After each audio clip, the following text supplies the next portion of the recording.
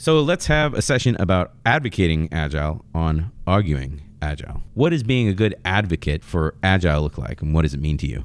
To me, it means looking at ways of working. Forget the A word for a minute, right? Looking at ways of working, the Agile word. The Agile word. Got a lot of A words stored around here. Lots of A words. Just see how people are working in a complex environment.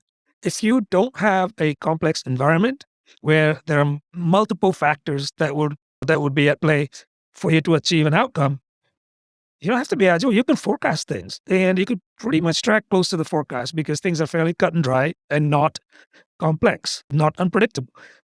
But for the most part, most work is complex these days, and not just software development. So forecasting ahead of time, many months ahead, that really hasn't borne fruit over the years.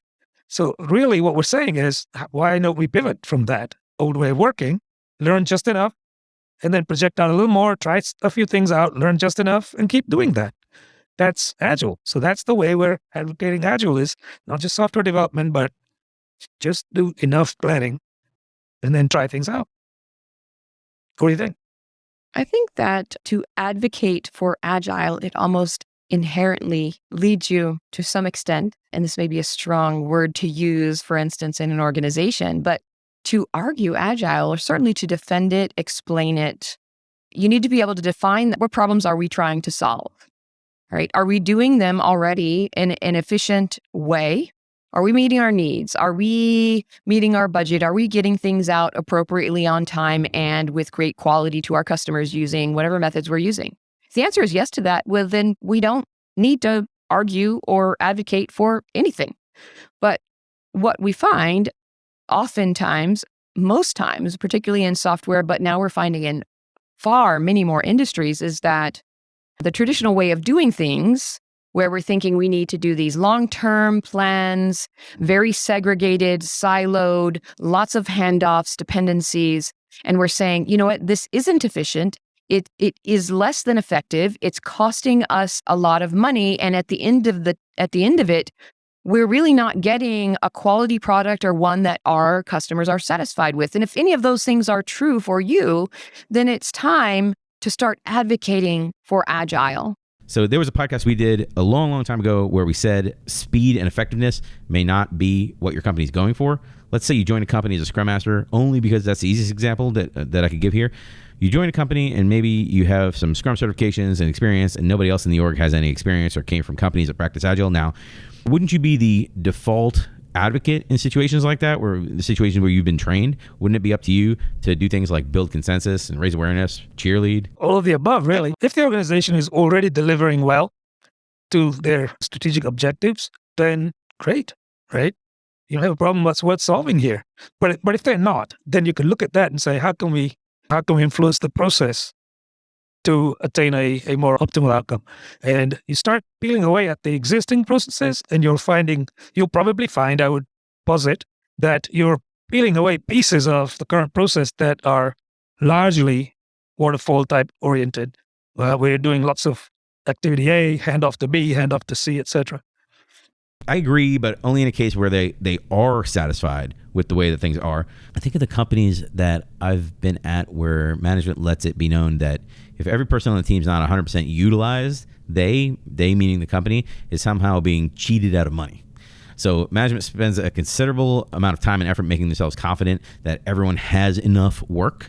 And as soon as a person is done with the work, they're handed the next work item. And then nobody ever has idle time, and the assembly line is efficient as possible.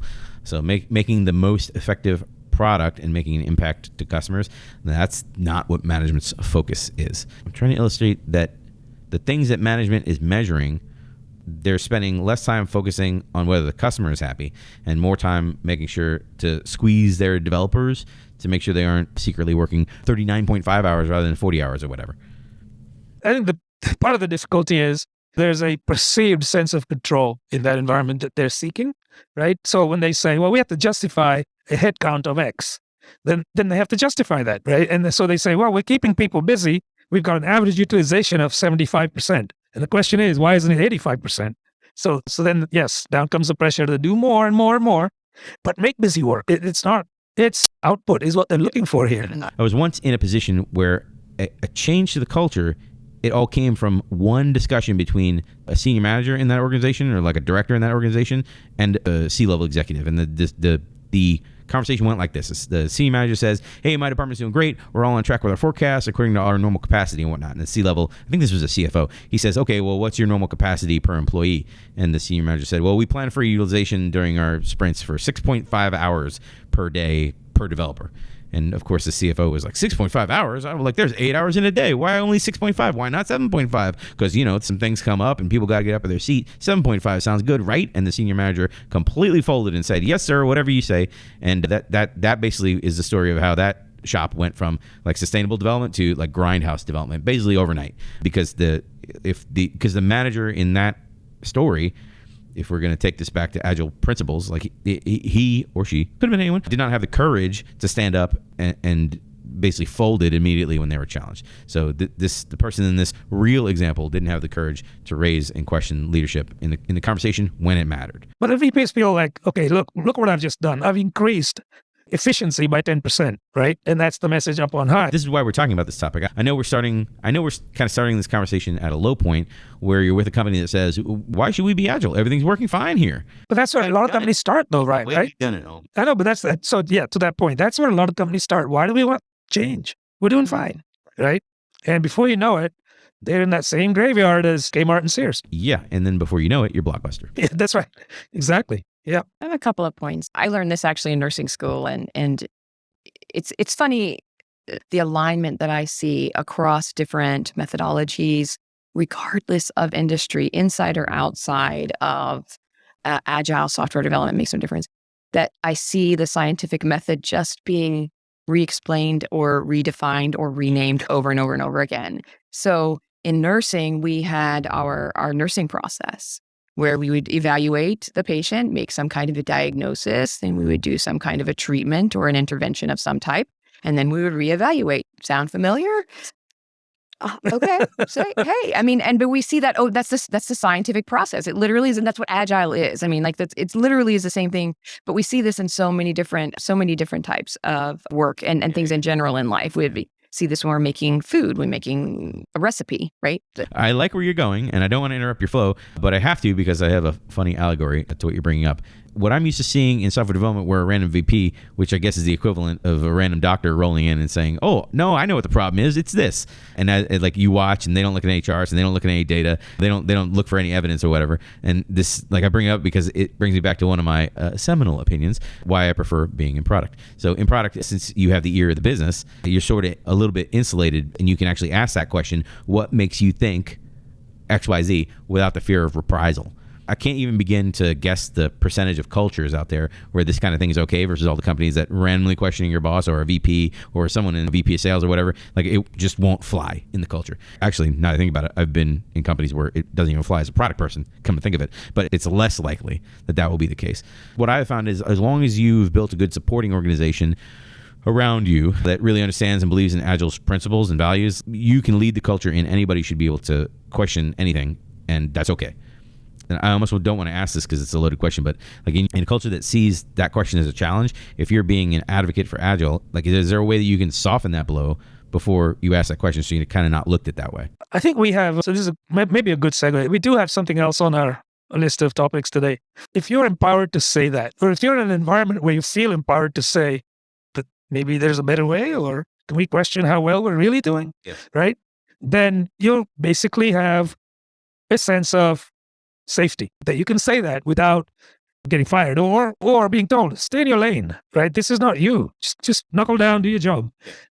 So if an organization isn't open to listening to people about those things, about anything, right?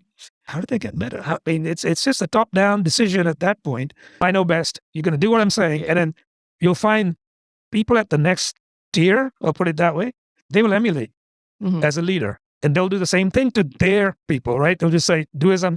So that then snowballs into this culture of no risk-taking, right? Just follow the order. Everybody's an order taker now. Let's shuffle this under the Arguing Agile banner and let's argue about this. So sure. Like the arguing point here is like anybody in the culture could do that. It doesn't necessarily have to be a manager or whatever. Like you could have a developer on your team who shuts down conversation about whatever because they have a specific way they want it, overbearing personalities or whatever. If you're going to advocate for Agile in your environment, this is sort of why I bring up it's not even related as a topic. So I hate to even bring it up here, but when I throw out, I think the Scrum Master should work under the banner of HR. When I throw that out as a kind of a challenge, sometimes I throw that out and people are like, HR has no idea what Scrum Masters do or what Agile coaches do. Why would you place it there? I'm like, HR has no idea what anyone does. Why? Like, where are we going? Everybody's just selling a spreadsheet as far as they're this? concerned. Yeah. I mean, But if they were under HR, maybe they would be better positioned to have more influence in the culture to say, hey, we have these people in our culture and they're never wrong. Basically identifying people that are stuck in a fixed mindset in the organization. the question the status quo and yeah. So for people whose companies are staffed with these type of people, I guess someone could stick it out and try to change people one by one and do that heavy lifting. But the more likely scenario, I think, is they're just going to go look for a different job. Yeah, there's a lot there. I mean, listen to how they're, just examine how they're rewarded. What's the reward structure based on, right? It's not based on improving others. It's based on getting ahead as an individual. So right there, you could question, how is that possible to instill a culture of inclusion and people coming in and contributing to this mindset of questioning everything? It's ironic because senior leadership will say things like, we're embracing agility, right? And it'll be in your company reports and financial reports and whatever else. That's one thing. But when you look at how they're really acting, behaving every day, it's completely different. Yeah. That's what I've seen anyway. So I'm going to just speak to your comment in regards to HRs. That could work. However, if you have a company that falls under this command and control type of culture, in my experience, HR is going to fall under that cultural kind of umbrella just as any other piece of the organization, which means that just moving, for instance, a Scrum Master or change agent in regards to advocating for Agile into HR may not be impactful. Some of the other things that I just kind of thought about was, so certainly organizational culture. I mean, I think that is the underpinning of creating I know I use the term psychological safety, but creating the trust, comfort, and psychological safety of any employee to be able to stand up and say, you know, I have a great idea, or this isn't working, or I don't really agree with that. And this is why. And that doesn't necessarily mean that, hey, that their idea or thoughts would be adopted or even appropriate, but the fact that they are comfortable to do that culture is going to be the overarching feature, which would even open that possibility. But there's some other things. So their level of experience and confidence. So somebody who's going like, I'm kind of new at this, I don't really feel confident. I think maybe this might be something I should bring up, but I'm probably wrong because I'm not that schooled in this and I'm still learning. So in that regard, being supported by colleagues, people at your level, people of your own that you do feel comfortable with, typically maybe being more candid with and could help you, right? So that is also cultural, but it's a different way of approaching and can kind of overcome some of those things that are maybe personality based or lack of confidence. And then to your point in regards to the organizational or the leaderships, are they working their talk? Are they getting up there? Are they showing command and control type of behavior? Or are they appreciating and saying, you know what, that's a really great point. I really appreciate you bringing that up. I hadn't thought of it in that way, right? So encouraging that in a way that would encourage then employees. So are they walking that talk, or are they being that highest paid person in the room who says, this is the way it's going to be, or these are my thoughts, and it shuts down the conversation completely and any ingenuity and innovation, right? So again, back to cultural. And then the other thing I'll just back up on is I think you hit on a huge point. And a lot of times we're talking about motive. So usually we're trying to kind of understand what's the motive in pushing this. So from 75 to 85%. Incentives. What are the incentives for that? Who's being incentivized? It usually is not the people that are being pushed from 75 to 85%, right?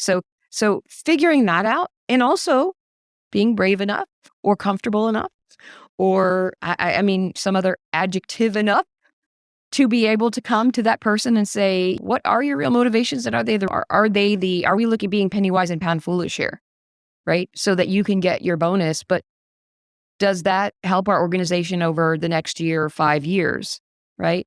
And My last point I would make is moving that needle from 75 to 85%. In my experience, you tell me to qualify my work and what I'm doing in a day to make sure that I am documenting every down to the 15-minute mark of what project I am putting these minutes into for every 15-minute increment and charging it to the customer and and if you want me to move that from 75 to 85%, you know what? The next day it's going to happen. It'll happen. Of course. Is it fact? Is it something that, it's going to make your metrics look really good? Yeah. So those that are demanding that improvement in the metrics are judged by that. That's the problem. They're evaluated on that. Mm-hmm. And so they can look upwards and go, hey, boss, look what I did. I got them up to 85, 10% improvement. Yay. Where's my bonus? At the team level, though, it's like, I'm trying to think of a good metaphor here. Maybe a chariot where you have multiple horses pulling this chariot, right? And it's moving along, but why is that? Is it because of a given horse that's leading the others, or are they all pulling together? Who are you going to reward? Who are you going to whip? So this whole model of individual-based incentives, right? That I think is an anathema to working well in an agile way. I think that needs to be team-based. We've tackled this before, I think, on one of the other podcasts, right? I have to say there's some hope on this front because I've seen some things in this management 3.0 type of talks, right? Where people do the 360s and everybody evaluates everybody else and it's fully transparent. But I haven't seen that in large organizations. I've only seen it in very, very small ones. They're pretty effective at that. Can this be scaled up? I don't know. Stormy, you said something along the lines of getting people to back you up and building alliances. I have this Marty Kagan, missionaries, not mercenaries, stuck in my head. I think of when I was deployed as an Agile coach, I had to figure out who in the organization supports agility and who is on the same page and leverage those relationships to help agility advance in the organization. For example, if you're a developer who likes working in an Agile way, you want to find the other developers who want to work the way that you want to work, because if you're the one person out from the team, the rest of your team is just like, leave me alone, I don't want to collaborate, I just want to put on headphones and go away, like you're going to have a bad time on that team. The critique in this episode is developers should be development-centric. Agile should be development-centric because basically it's by developers for developers. And I understand why people say that, but if it was completely true, wouldn't the developers be the number one advocates for the stuff that we're talking about? For sure, yeah. I think it's a numbers thing. So when you look at developers, plural, there's a few developers on your team. You look at Scrum Master, there's one person beating the drum. So if you've got a developer who is advocating Agile, and other developers can possibly go along, possibly not. What they need some fuel to help them along. It might be the Scrum Master or the product owner or anybody, one of the other developers, to say, hey, listen to this person. Maybe we should try it. Let's see how it works for us. But just to go back to the question you posed, what does advocacy look like? Again, regardless of the role, I think there's two parts to it. One is you've got to treat the other person as possibly not even knowing about Agile ways of working. It's not that they're resistant to it. Maybe they just don't know. So there's a little bit of education. Or worse, maybe they only have ever had bad experiences. Maybe you're the first person who's talked to them like an adult and not treated them like a child because they've been doing waterfall and everyone else in the community has treated them poorly. So you might be climbing an uphill battle. What kind of euphemism is that? I almost don't want to leave that in because it's so ridiculous. You might be starting from a negative position and you don't even know it. That's right. Yep. So education, finding out where everybody's at first. Yeah. And then lead by example. Yeah. Don't just keep talking about it, right? Lead by example. Show it. Show, don't tell. Yeah. Yeah. Now's the here I go. Oh boy. Now's the time of the podcast where I take a minute off to say, like, if you're the one expert in the room and you expect everyone to come to you and ask for your opinion, you probably should take that responsibility seriously. You really should. Could right? be talking to anyone right now. Anybody. I wanted to make a quick comment, and this is in regards to, and I'm not sure if this is actually where you were going with this, but I know that originally the Agile Manifesto was created by developers and for developers, and that was very clear in the language that was used and the people that were included to create that. I think it's also been, from my perspective and discussions, there's been some very purposeful changes throughout the years, and particularly now to the most current Agile Manifesto in Scrum Guide, in 2020, that has moved that needle to be far more inclusive of other work types, where they've removed or changed a lot of the language to be more inclusive because we've seen the value that this can bring beyond just software development. I think that by developers for developers is something that I don't disagree was the initial intent, but over the years now really has adopted and changed as technology has changed, as organizations has changed, as organization relationships, and where we're seeing organizations kind of embracing the opportunities for a less command and control structure and finding that, you know what, we have great opportunities if we actually listen to people who are working with the applications that or with the product that we're actually developing. These are the people closest to the problems, the issues, the goals, and this is where we need to kind of concentrate. So really flattening that out. That has opened that door to a lot of other opportunities outside of just software developers. I'm not sure where you're leading me with this. I'm trying to follow, but I'm not quite sure where we're going with it. There's a flourishing community of rageaholics on LinkedIn that are claiming that it's by developers for developers, and anyone who's not a developer, you'll never get it. You don't understand. You know what I mean? Scrum Masters that are not developers are useless. POs that are not developers are useless. Like, everyone should be a developer. Like, there's a lot of people who are thought provokers that try to sell that, right? I don't put any stock into that as well. Like, I look at them online. I'm like, yeah, you're real cute. But were they shooting themselves in the foot when they're like, you got to do what the developers say or else you can't be effective? Because immediately you take that back to industry, and industry is going to just scoff at it. Industry's not going to take it serious. Like, you're not going to get your foot in the door. It's the same thing as having the Agile coach be like, you're doing it all wrong. You just got to do what I say, and thinking they're going to get traction with that. This is kind of the same thing. I should stop and go pull up the tweets from Alistair Coburn. I don't know if I'll leave this in. I remember he went on a 20-tweet stream where he mentioned that when they were designing the Scrum Master role, it was designed off of all the most trivial things that Ken Schwaber, he saw project managers doing. So, for example, you walk around and ask what everyone's status is, and then you write it down in your little book, and then you go tell management. And he thought that was what the Scrum Master should be designed to basically be a completely useless position. The equivalent is like if I were to design an executive position based off of what I saw executives do all day, like they would come in 20 minutes before lunch and maybe yell at some people and some golf swings in a meeting room and then go to lunch and never come back for the rest of the day. That would be the executive's business role. But what I'm questioning is whether they undermine their own cause by doing that. Let's see if I can find the tweets. Otherwise, I can't keep this whole section in the podcast. Okay, here's the first tweet, and I'll read it for everyone listening on the audio podcast. So possibly the most important thing to think about when looking at Scrum, XP, and, quote, Agile now is that as they started, they were very anti-management. This part of what we're talking about with this topic, you can't be a good advocate if you're going around the organization saying everything you're doing is dumb, everything you're doing is wrong. I do like writing this tweet in response to people saying Scrum/Agile is a management means of co-opting or controlling or oppressing people. I do enjoy that because I see that on LinkedIn, which is funny because he wrote this in mid 2021. So thought provokers. Anyway, he said, I'll continue. He says Ken Schwaber wasn't shy that his goal was to get rid of project managers. He wanted to throw them out of the window as a profession, basically. So Scrum was not invented to help management or PMs. PMs here meaning project managers, not product managers.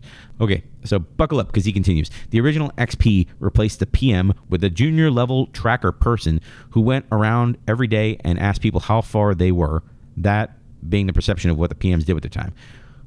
Which I have to say, like, he's pretty spot on. That is what a lot of low quality PMs I've worked with that deflect risk all day. That's what they do. What are you doing all day? And if you have problems, don't talk to me. Oh boy. All right. He continues. Scrum Masters were given 0 power and 0 votes on all issues. He also says the job of the Scrum Master was to run around the org, getting things signed, keeping people away from the team, and whatever was needed so people could get work done. So knowing this, do you think they did some damage designing the position in this way with these restrictions? Okay, let's continue. Scrum struck a magnificent bargain in hostile territory. Management got 12 times per year, once per month, to change direction in any way they wanted. The team got 1 month of quiet time with no interruptions, which I think I mentioned earlier about not wanting to collaborate, headphones on, go back to my dark hole. You don't see anything until all the work is done. Anyway, no execs ever got a better deal.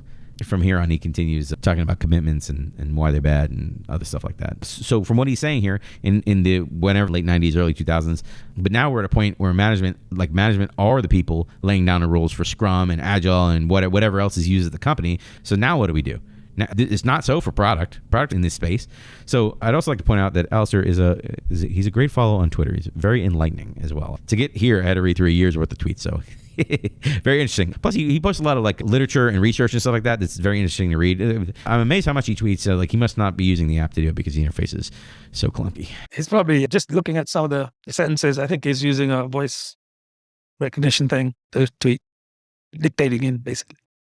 I should just go peel back to like tweet number 4 or 5 or 6 or whatever. That 22 is important. Now read that. Scrum was invented to function in hostile environments. It's a really interesting contract between hard-pushing execs and devs needing time to think. Okay. That's it? Okay. Yeah. So where were we? I brought that up to say, don't you think that that attitude is a little short-sighted?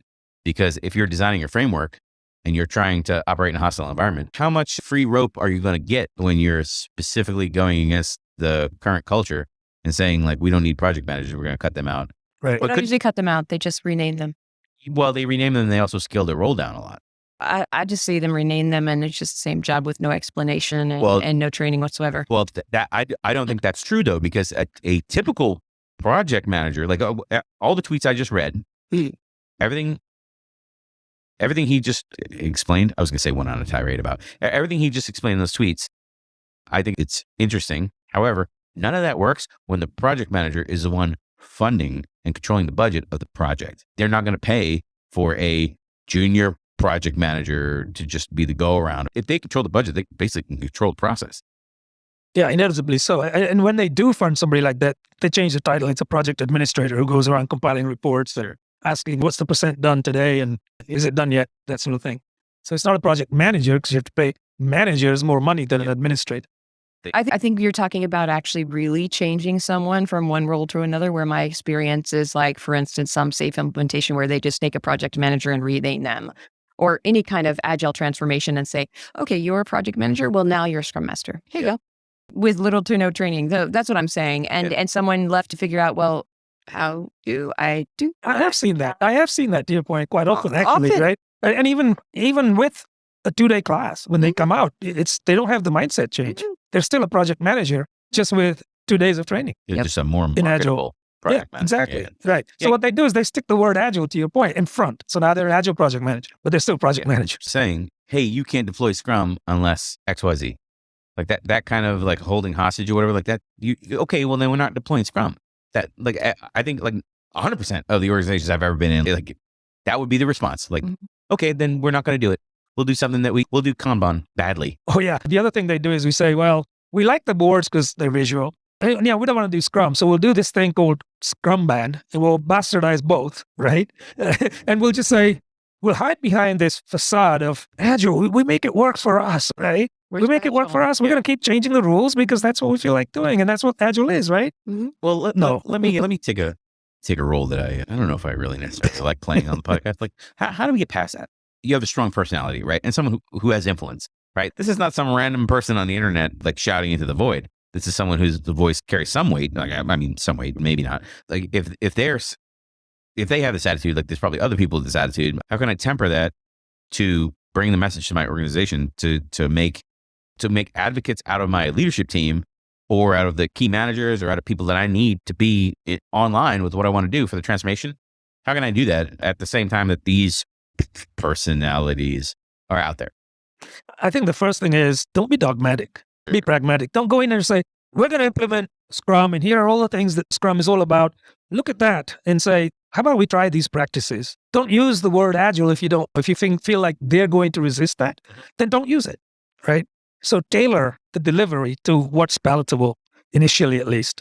And over time, you can introduce more and more concepts and say, what we've been practicing all along here, while we're still in the shoe of the shoe hierarchy, that is, we're on the journey. We're now moving toward greater and greater and greater agility over time. Those people that are rather dogmatic, they go in there and say, here it is.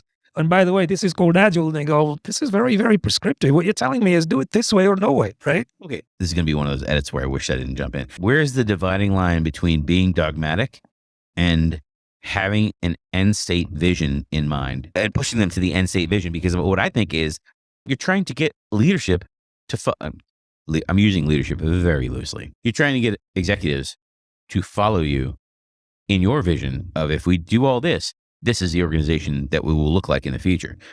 You probably know at least at a high level, what that looks like. We're going to have teams. They're going to be in power. We're going to have products. They're going to have product managers. They're going to be the CEO of the product, that kind of stuff. You probably have a vision in mind. Yeah. You got to get them there, but you don't want to be dogmatic about it. But if you go about that process being like, yeah, we can do whatever works for you. And wait. Those two are different things. So I'm not suggesting you say, we'll just make up stuff or we'll go wherever. No. But at the same time, even if you have a vision in mind, if you go in day one and say, this is where we're going, this is our end state, that may be too sudden for them, right? So what I'm suggesting is, and this is probably going to be situational, you look at that and you say, well, yeah, that is the end vision. But to get to that, what are some steps I need to take? And break it down into pieces, right? And to use that cliche, right? Understand that it's a journey, but get them to that first stop. I almost said base camp. Get them to base camp 1, right? And then say, okay, look how far we've come. But we're not there yet. We still have to go further. Here's the next base camp. So if you just show them the summit, they're going to get tired of it right away and go, it's too far. Right? We don't have the appetite for that or the budget for that or the political will, right? So I'd say that's a great question. What is the dividing line? It isn't a line. Yeah. I think it's a continuum. And it's almost like a thermometer. You can check where you're at, right? Based on empiricism. You can see where you've come to. Mm-hmm. And based on that, you can say, well, my next step should be this. So we take that as a practical thing. Start with a team. Yeah. Even though eventually they're going to need scaling, but start with a team, get them practicing sound agile principles first before you scale. I mean, everybody knows that. You don't want to scale bad. So that's an example. So you wouldn't go and portray a vision that what you see is this massive release train or trains, right? That you'll be lost there because they're going to say, oh, we have to staff all these roles and these high-paying RTEs, whatever they are. You don't want to do that day one. That's what I would say. The first thing I think about is coordinating with the organization, with management, with leadership, and figuring out, are they open to change? So if you are saying, I'm trying to figure out how to change this organization, we're going to move towards agile. Is this completely kind of grassroots, bottom up change, or is this something understood and being asked for by our leadership, right? Or someone in our leadership? Maybe there's a CTO, or maybe there's some other people in middle management, and then why? Is it because they heard these buzzwords, right? That they were at a conference and all of a sudden, yeah, we should be agile because this is the thing to do. So why, right? But why? What problems are we trying to solve as an organization? Are you as leadership trying to solve as an organization? If you are buying into this, why? What problems are we trying to solve, right? And so then if I can answer those two things, then I want to get them to be on my side. I should be able to get them to be partners with me, right? Now I move on to the how. So how do I get them to partner with me? Well, they need data. So before we do any changes, right, what I'm going to need to do is if I've determined, okay, we have buy-in from leadership and we have a solid rationale as to why, we have some problems we want to solve and we want to move towards solving those problems. And we think that Agile and whatever framework you choose is the way that could help us to move in that direction. So now I would start saying, okay, how could I gather, or what data could I gather to show by comparing information and data that we have thus far in our organization, assuming this is in greenfield and something we can pull information from. And then now let's create some hypotheses and create some new data based on the hypotheses that we're making, and then show the differences that we think we potentially could attain, right, by implementing this. So these are all hypotheses at this point. So we have no hard data. We have input, but we don't have the output yet. But we can hypothesize that output based on potentially our organization or other organizations similarly. And then finally, and this leads into what you were saying, is that start small. One team or one department, right? And that's the way I would approach leadership, saying this isn't something we can transition. And this is really dependent. Maybe our whole organization is one team. I don't know, right? Yeah. But assuming this is a moderate to large size organization, and we have multiple teams or multiple departments, I would also come to them if I'm trying to get them to buy in and say, you know what, we're going to make a bet. We're going to make a small bet. What is that small experiment that we want to do with a team or with a department? And do that experiment and see if our hypotheses kind of bore out, and give ourselves enough time to do that, thinking that we do need to go through that kind of forming, storming, norming, transforming kind of thing too. So we need to allow for that. So I think those are my thoughts in regards to the entire process over obviously a period of time. Yeah, and I agree fully with what you said. I think the thing to remember is that very first, you call it an experiment, which is a good way to look at it, but that very first team that you're working with in an agile way, all eyes are on them. And so it's absolutely critical to nail that and make it a showcase success. Otherwise, you're going to find all the naysayers will come out and they'll say it doesn't work. Or here's a good one. Here's what I found. They say, we understand all this agile stuff that you're talking about, but it doesn't work here because we're unique. It doesn't work here, right? We've tried it before a couple of years ago. So if you nail that first one, you can bring people over to your side, especially those that are sitting on the fence, because you're going to have people in your camp. You're going to have people outside on the opposite side, basically just standing there looking. Sure. But if the first one is a success, then I think that you're on your way at that point. There's two things I want to challenge, which is that we have to transform small. Because I feel like people that buy the safe model, yeah, right. Like everyone does that, right? But the safe model represents like 30% of the scaling market. I don't even know what the scaling market means. What does that mean? Does that mean certifications? I don't even know what that means. People using some kind of scaling framework. I don't know what it means. Definitely, they're the market leaders here. They're the market leaders in scale. Yeah. Obviously, like aside from the fact that people that buy the framework want to just layer it over their command and control and call it done, mission accomplished. Aside from that, let's say we're an organization with 1,000 people, right? Like not a small organization at all, right? 1,000 people. I mean, can we not like bring in an army of consultants? I'll bring in 10 product managers and 10 scrum masters and have them partner with my current people to transform the organization basically overnight. Could you handle it all in one? Do you have to deal with it in a small kind of one team at a time kind of controlled manner? That big bang type of approach really is what that is, right? Come in, solve our problems overnight, bring in an army of people. First of all, it's that buy versus rent thing, but we'll get back to that. Can you try that? You can try that. But when you've got people that are fundamentally resisting change in the organization, when you bring in a bunch of people in there, how do the existing staff perceive that, first of all, right? They're going to think, well, what does this mean? Yeah. Is my job safe? So immediately people will be on the defensive. And change adaptation is going to be a big challenge in that scenario, firstly. That's what I would say. That's a cultural thing. Culture of an organization doesn't change overnight. It takes a long time to change culture. You can influence the culture by other things like changing the structure and maybe some of the behaviors, right? Everybody really, but largely from leadership. So can you do that? I haven't seen evidence of that. I haven't seen that work. I don't think I've even seen it tried because fundamentally the organization has to commit. They have to commit and say, we're going to spend all these dollars, probably a lot of dollars, to have people come in and immediately start showing results, which for all the reasons I've already gone on about, they're not evident very quickly.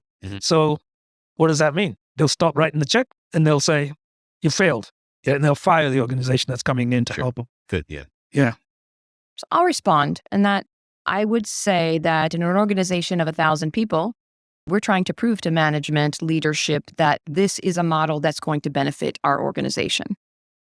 And they've partnered with, we've gotten them to agree and say, you know what, I can see where this would make sense. We've gotten with them to partner with us.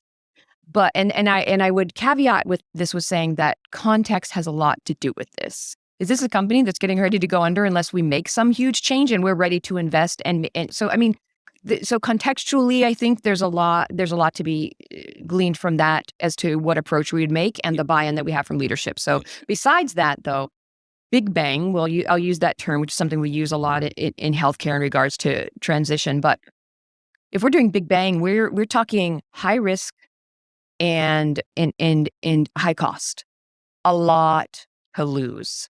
Even though it's with the allure of high reward. Correct. Yeah. So you're making a huge bet, which in my mind is almost, it becomes anti-agile, right? Or anti-scrum. What was it Ken Schwaber that said, I guarantee that we will fail within 30 days or less. I think it was something to that effect. I don't know the exact quote, but basically what he was saying, and this is 20 plus years ago, where we had 3-year-long plans that were failing after we spent 3 years of time and money on, and that was very enticing, right?